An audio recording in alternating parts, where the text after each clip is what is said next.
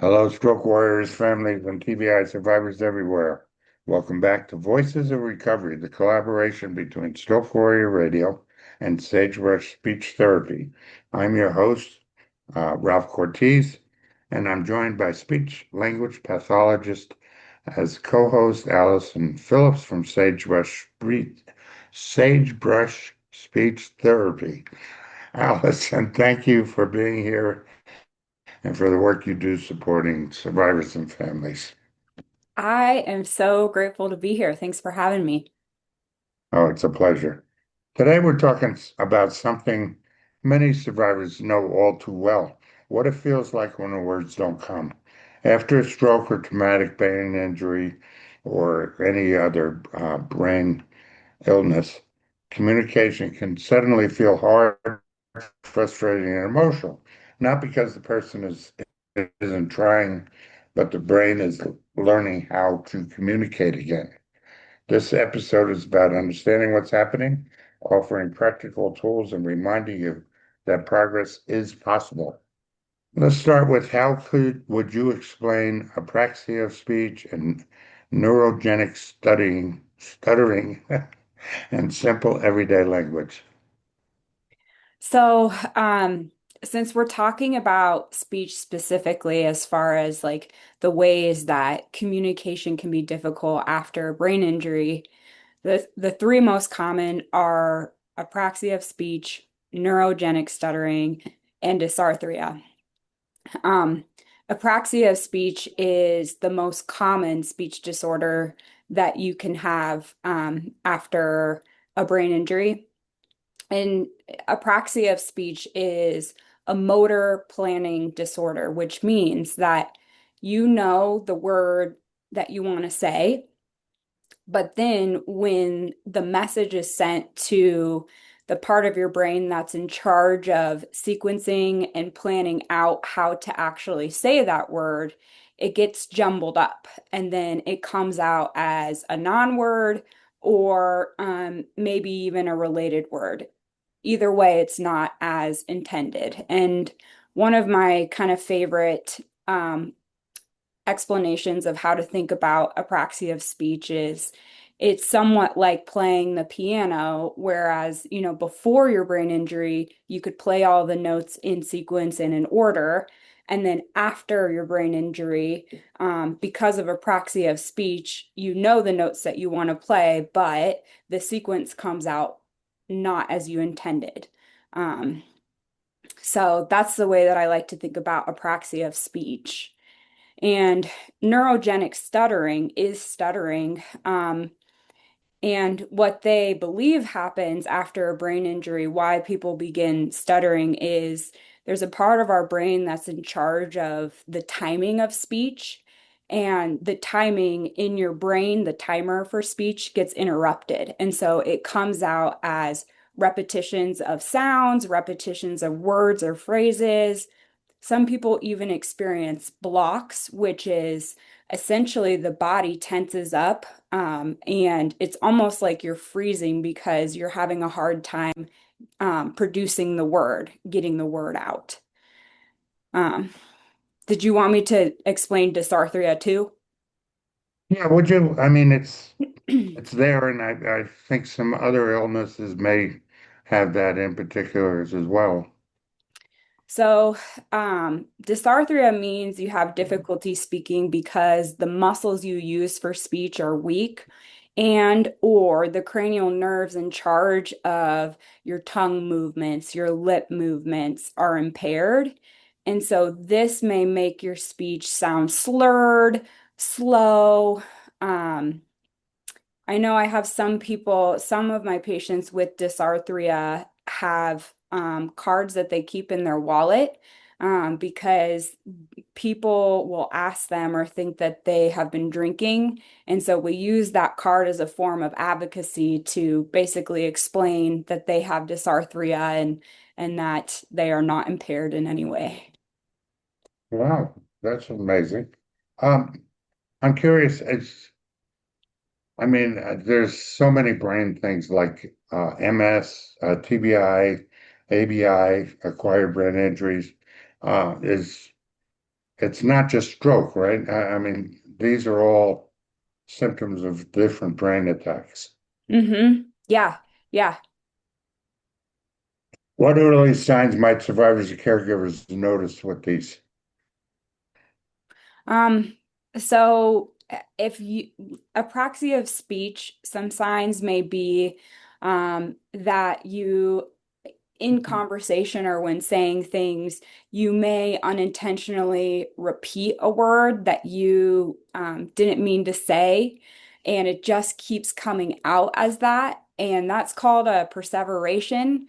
So it's like, maybe you want to say rug, but then it keeps coming out as carpet. Carpet, carpet. That can be a perseveration that's happening with apraxia of speech. It also just may sound similar to a word that you're trying to say, but it's a little bit altered. And so maybe instead of saying like pillow, I'm using all examples in the room, pillow, it comes out as like palo, Oh, okay. palo. Um, so that those are some signs of apraxia of speech. Another marker is intonation and prosody, which just basically means that the expression in your voice sounds different than what it used to. It doesn't sound as natural. It sounds a little bit off. Maybe there's less expression when you're speaking. Um, for neurogenic stuttering, you may experience repetitions of words and sounds, maybe even experiencing those blocks, which are kind of like those freezes that I mentioned earlier. And dysarthria, I think the main hallmarker is that your speech doesn't sound like it used to. Maybe it's not as clear. Maybe it's more effortful when you speak. Okay. Part of the thing about any of these is the emotional part. What would you say to someone feeling embarrassed or frustrated by speech changes?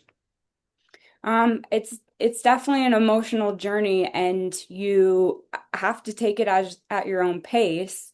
Um, One of my favorite ways to think about the process and the growth that happens from recovering from a speech disorder is first humbling yourself.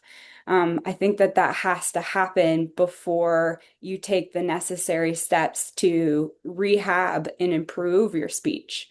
So just kind of acknowledging, okay, this is where my speech is at now. And I know that I have to take the baby steps and make myself vulnerable at my own pace in order to improve my speaking abilities. Um, What reassurances do survivors need to hear early in recovery? it will get better. I know you and I, we talk a lot about neuroplasticity. Um, Yes. the brain is this amazing organ where there's always opportunity to get better. In life, I often say to my patients after a brain injury, life will and should look different in order to support your success. Okay. When someone comes to you for an evaluation, for example, what do you assess first and why? Um, so usually I usually will give a quality of life measurement. And so this gives me an idea of how much somebody's speech difficulty is impacting their quality of life. And so this will look at their participation. How much has this impacted their ability to participate in life? What does their emotional well-being look like after their speech disorder? And another one another part that I would look at in a quality of life scale is how severe is this person perceiving their speech disorder? So number one is I'll look at their quality of life and how it's impacted. There's a tool out there called the Colorado Motor Speech Framework. And what I will do is I'll tell the person, I just would like to listen to you speak for about a minute or two. And if they feel comfortable, we'll take a recording. And then I'm listening for all different aspects of their speech. So, what does their rate of speech sound like? Is it slow? Is it fast? Maybe there's a mix. How precise are the consonants and the vowels that they're saying? What does the expression of their speech sound like? Is it expressive? Is it more monotone? Another thing that the Colorado looks at is breath support. And so there is a measurement called max phonation time, which is basically how long can you sustain the vowel ah. And there is standards. And so for a male at a certain age, you should be able to sustain an ah, for example, for 15 seconds. And if that's reduced, then that tells me that likely you have reduced breath support, which is the foundation to clear speech. And it may also mean that you have a co-occurring voice disorder. Um, Voice and speech difficulty often go hand in hand. Um, Okay. and then the next thing I would look at is people's cranial nerves. Cranial nerves are the parts of the brain that are in charge of motor movement and sensory input. And so, oftentimes, specifically patients with stroke experience a facial droop, which impacts speech. They may even experience like changes or weakness in their tongue, which impacts how clear our speech sounds. Um, and then the last part of the assessment would be collaborative goal setting. And so this just looks at, what's important to you and how can we get you back to doing that? Well, that's pretty extensive. One of the things that always amazes me when I talk to speech pathologists is the how much you assess and deal with the cognitive part of it as well. So it's not just the physical; it's a physiological. Is the word I'm looking for? I think is that correct? Yeah. Okay, good. I'm learning a lot with this all these shows.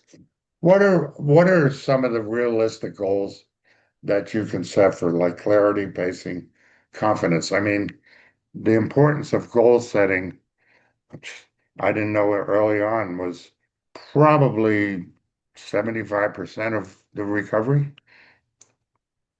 What Yeah. what what are some of those realistic goals they can look forward to? Um, So, what I typically will take from is the quality of life questionnaire that I mentioned earlier. We can Yeah. set goals from that. And so, a certain part may be like, we'll go through it and we'll look at the participation section. And the participation section may indicate that this person is having a hard time communicating in groups. So then what we would do is we could use that as a measurement. So if they rated like their ability to effectively communicate in groups low, then we would work together on, okay, for example, if it's a scale of 0 to 10, 0 is severe communication difficulty, 10 is no communication difficulty in groups. Right now, you're at a 3, so you're still having pretty, notable difficulty communicating in groups. Where do you want that to be 3 months from now? Okay, maybe it's right now it's a 3, but we want to get it up to a 5. And what does that look like for you? Um, I really like a goal setting approach called goal attainment scaling. And when you do this, you look at, okay, what's your current status? And so a patient may report that because of their speaking difficulty, in group conversation, they only participate about half of what they used to, half of the time. Um, so you first take a measurement of, okay, what are you currently doing? And then what's the goal? So maybe instead of communicating about 50% of what you used to. 3 months from now, we want to get it back up to 75% of participating in group conversation as much as you used to, and doing that successfully. And then what we look at is, okay, well, right now, what makes your ability worse? What makes it harder to communicate in groups? Um, and so then from there, we've got a measurement of where they're currently at, where we want to go, and what are the barriers. And then in therapy sessions, we just help to break down whatever those barriers may be and kind of problem solve together.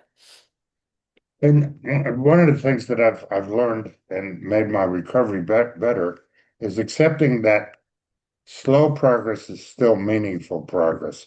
Isn't that the same? And how do you help survivors understand that?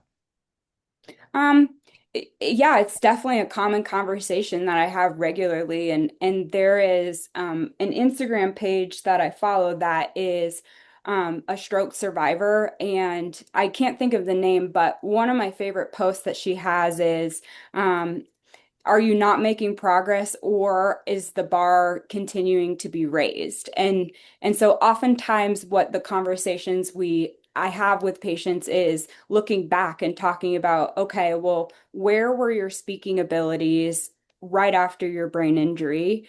Okay, now where are they at now? And so it does oftentimes take intentional time of thinking back to where they were 6 months ago, 1 year ago versus where they're at now. And it can be easy to forget because you're obviously with yourself every single day, experiencing that small, slow, incremental progress, but doesn't mean it's not important or notable. Okay. And what guidance and this goal setting and assessment do you give caregivers to support communication without, I've seen a couple caregivers that are constantly with the survivors that are finishing their sentences for them, those kind of things. What guidance do you give caregivers to make to support the communication better? Um, the ultimate goal is participation and independence. And I think just first establishing that, and then talking, the what is the patient want. And so where caregivers can be really supportive is, for example, supporting the patient in their environment. And so it can be a lot to think about, but even small things like the caregiver closing the door so there's less background noise, or giving small reminders to their loved one about their position and getting face to face to whoever they're talking about or talking to. Um, and another aspect is advocating. I don't think, people who don't understand brain injury and communication disorders, they may mean well,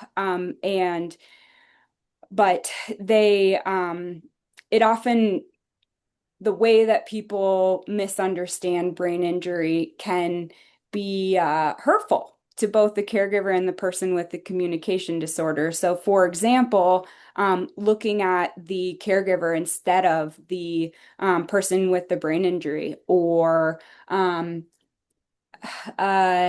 even just predominantly communicating with the caregiver instead of the person with brain injury. And so caregivers can support by kind of giving the social cues of, actually, why don't you ask my loved one here? He's got it. Yeah, oh, I like that. Um, let's talk about some therapy techniques and practical tools.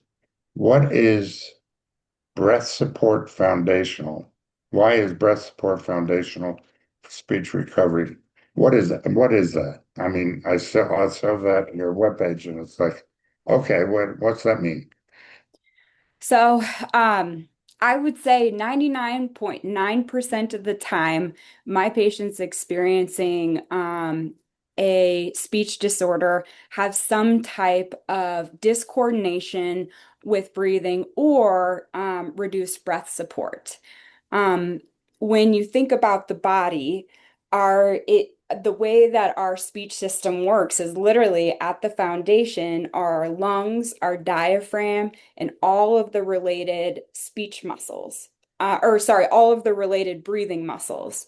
And so I think of it literally as the foundation of speech. And so um, most often, I'll target this with patients through respiratory muscle strength training. And how this is done is you have a breathing device and you can adjust the amount of resistance, meaning that it makes it either harder as you either use this device to exhale or inhale on it. And so that is a really common way that I will typically start with my patients with speech disorders, especially dysarthria. Um, so hopefully that Yeah, answers your question. yeah, it does. You and I both know that that's one of the tools you gave me when we started too. The plus the straw with the staple in it. hmm I still use those, not as often as I should, but you know, I still do. Um, are there breath support practices? What are some of them that people can do at home? Yeah. Um, so the the muscles or the breathing muscle strengthening device that I told you about is helpful. And you can kind of think of it as, how you would lift weights to strengthen your arms. You can use this device to strengthen your breathing, which ultimately helps improve your speaking quality. Um, what's just as important as your breathing strength is how you're breathing. Um, and so the most efficient way that you can be breathing to support your speech is through diaphragmatic breathing, which it can sound really intimidating because the diaphragm is this strange dome-shaped muscle. Breathing you hear about it everywhere, and it can be really confusing because you go to yoga class and they talk about diaphragmatic breathing, or sorry, they talk about belly breathing. Most commonly, I see people leading with their chest when they're speaking. And so that looks a lot like this, where when you breathe in, you're engaging your chest and your neck and shoulders. And while there's no bad way to breathe, the most effective way to breathe is actually with your diaphragm. And how you can find that is you can take your tennis ball shape hand, because that's about the size of what you're feeling for. And then you'll place it on the top squishy part between your ribs. And that is where your diaphragm is. And your diaphragm is essentially the foundation, the driving muscle to support your speech. And so, what you want to feel is when you inhale, that diaphragm is expanding out, and then you can feel your chest. And you don't want any movement happening from your neck or your shoulders, um, because that is they don't have anything meaningful to contribute. I also recommend, if you're not familiar, checking out Andy Sabatier's content. He is a physical therapist that owns Academy West, and he Yeah. does all breathing first training. And he's got a lot of really good online content. But a reasonable place to start is anytime that you think about your breathing, you do that diaphragm first breathing, because You do what? unconscious breathing trains conscious breathing. Okay. Yeah, I'm familiar with Andy. I've actually been to him. He does a great job. He really does. Um, I found a phrase, word in on your website. Over articulation. What is that? So in over-articulation, you are over-exaggerating your speech sounds. And so I could talk like this and have really small mouth movements that are monotone, or I could over-exaggerate each speech sound, and you can hear that it makes my speech much clearer. Um, So that helps improve clarity. Mm-hmm.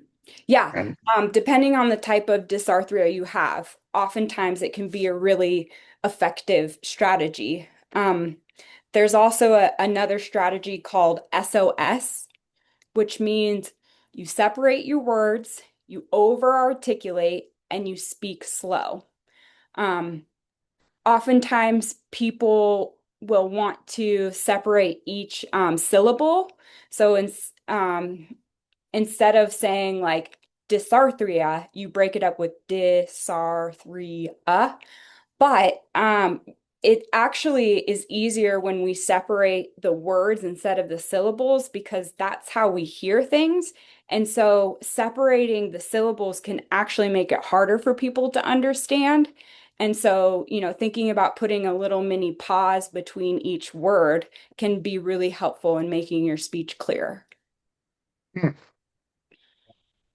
uh, how do you help survivors slow their rate of speech comfortably? I mean, it's, I talk a lot and I often talk fast. I think that's being raised in New Jersey, but I don't know if it's a stroke or not. But how do you and why should they slow their rate of speech? Um, so how we do it in therapy is I like to think of it as steps going from, okay, the easiest to the most difficult.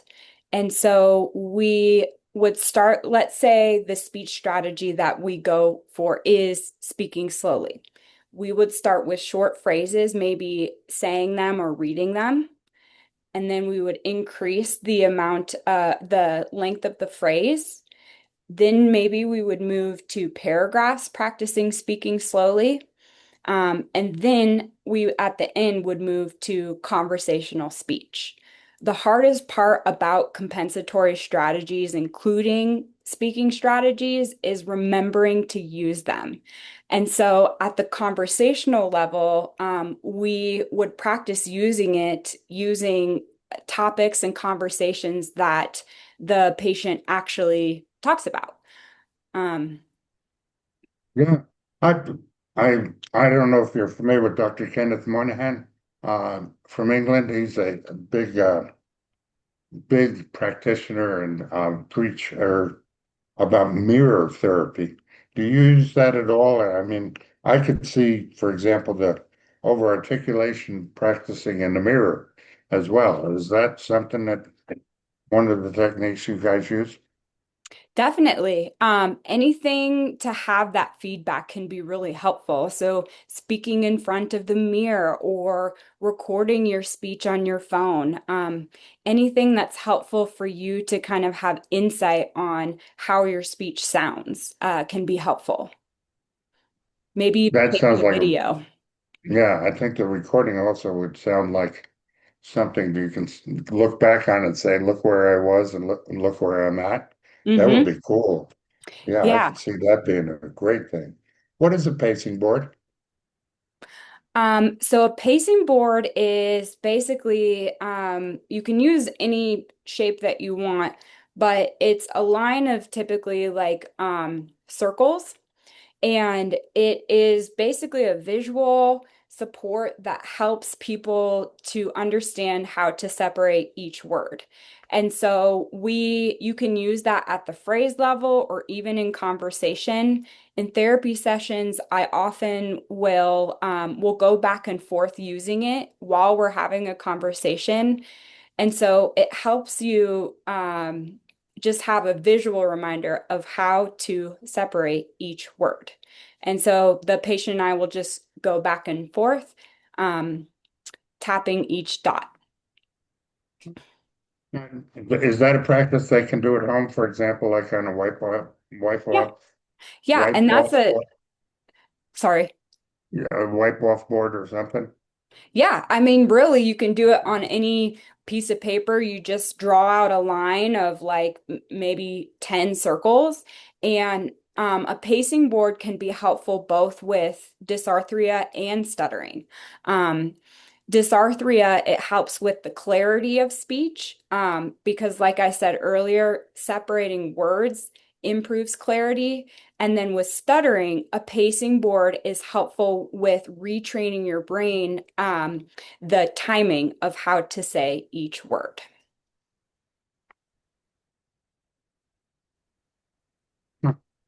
What's what's a simple, and I know this is kind of a difficult question, but I'm going to go ahead and ask it because everybody's recovery is different. But what's simple practice in general? What simple practice ideas can listeners start using immediately?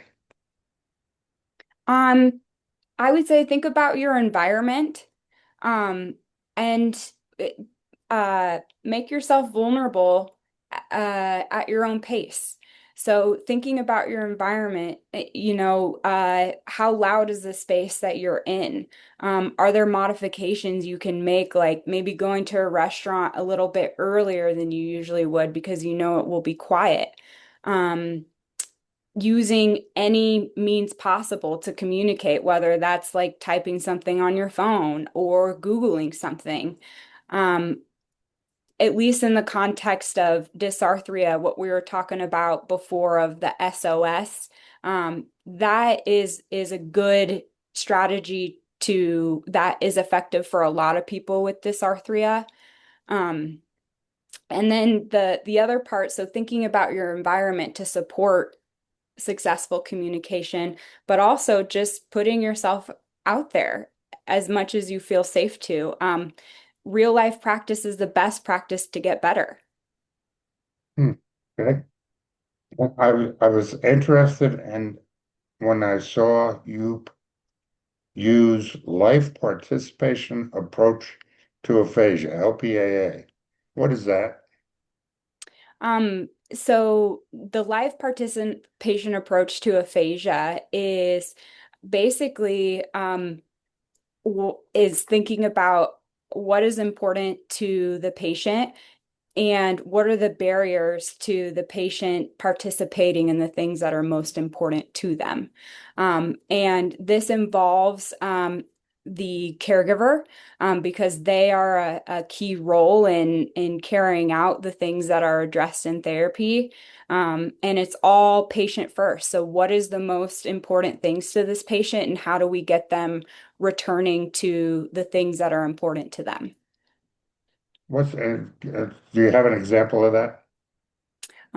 Yeah, so in the context of speech, I'm trying to think of a real life example that we have used recently.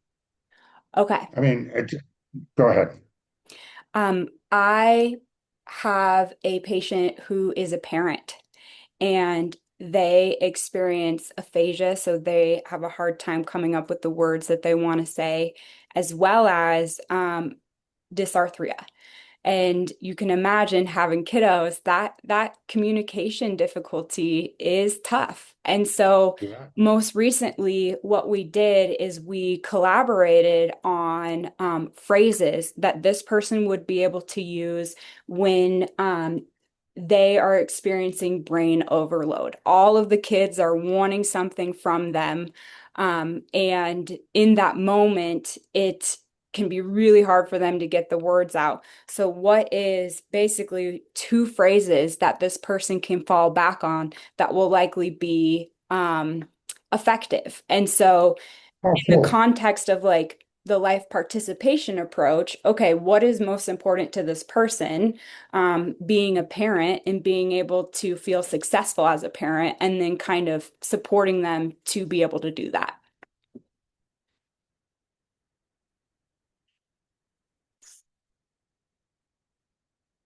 Ralph, I think you're on mute. Sorry about that. I had an alarm go off. That was weird. Anyway, um, and how does, and actually I think what I learned too from others is that it's really not about that kind of thing. I mean, it's more about developing those meaningful connections. I mean, it's more about, having that relationship that you can work through with your words and thoughts. Isn't that what LPAA is all about? Yeah. Yeah, it's all you kind of cut out, Ralph. Oh, okay, I'm sorry. Can you repeat Can that? you, is it, it's not really all about perfect speech. It's about developing meaningful connections. I mean, between the caregiver and the survivor and their children, the example you used. And isn't that what really LPA is all about? Yeah, yeah, it's all participation first. And how can we help this person be successful? And so, for example, if the pacing board is what allows somebody to participate in I don't know, their coffee meetup, then go for it. It looks different than what, your communication looked like prior to your brain injury. But if it helps you be successful in communicating at your coffee meetup, let's go for it. And you're good with that strategy because it's all patient preference. Okay, that explains a lot more for me anyway. Uh, in closing today, and I admire this about you. You're so big about hope and progress over perfection. What would you want someone feeling discouraged about their speech to know today? There's always opportunity to get better and you're not alone and there are resources to support you. And speech therapy is one of them. But it also can be an avenue to getting to connect with people who get it and help you get back to life. Cool. What small signs of progress should survivors celebrate? Um, in reflecting in small moments throughout your day where um, you made yourself vulnerable, you put the effort out there to communicate. Maybe the interaction was bumpy or it didn't go exactly as you planned. However, every small effort that you put towards communicating with others and practicing your speech is major in your recovery. What final message would you like to leave listeners with today? That's a big question. Yeah. Well, anything you want to add today? Is there any kind of message? Again, for example, you are, and again, I admire this. You are so big on the hope aspect. I mean, how do you want to wrap this up?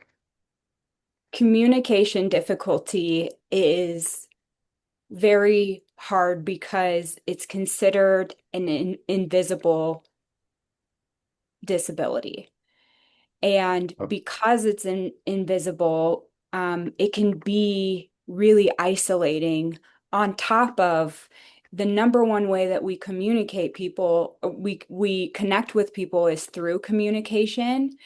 And I think just even knowing that the experience of isolation and people treating you differently because maybe you look the same as you used to, but prior to your brain injury, but now you're not. I think just knowing that you're not alone and every effort that you are putting towards breaking down those isolation barriers are so important. And they're hard to do, but they can be life-changing.